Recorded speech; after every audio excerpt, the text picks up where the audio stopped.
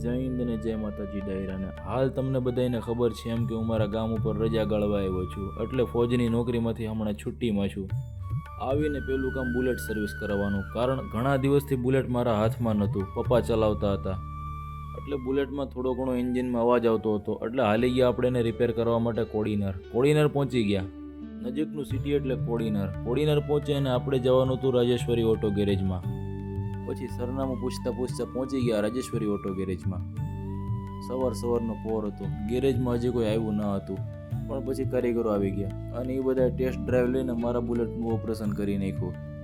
બુલેટને ખોલી નાખ્યું. બુલેટમાં પ્રોબ્લેમ નીકળી, ઘણા ખરા પાર્ટ તૂટી ગયેલા નીકળ્યા. મારા બુલેટમાં ઓઇલની પણ કમી હતી, કારણ ઘણા સમયથી ઓઇલ ચેન્જ નહોતું થયું, એટલે લાગ્યું કે હાલ ઓઇલ પણ ચેન્જ કરાવી લઉં.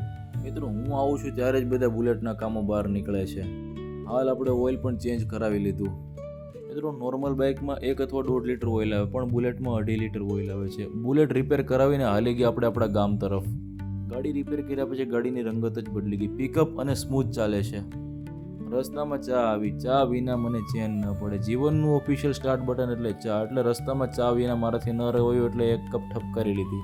ચા પીને જોયું કે આવા મસ્તીના દોરીના ગૂંથણ દ્વારા એક સિક્કા બનાવેલા હતા, જે દૂધ રાખવામાં કામ આવે છે. તો 1-2 એ પણ ખરીદી અને ચાલી ગયા આપણે ગામ તરફ. ગામનો રસ્તો સારો હતો. ગામે આવી અને કૂતરાને બિસ્કિટ ખવડાવ્યા. મિત્રો, કોઈ પણ જાનવર જે ભૂખ્યું હોય છે એને તમે જરૂર કાંઈ ને કાંઈ પણ ખવડાવતા રહો. મને ખબર છે બિસ્કિટ એના સેહત માટે હાનિકારક છે, છતાં પણ ખવડાવી દીધા. જય હિન્દ અને જય માતા.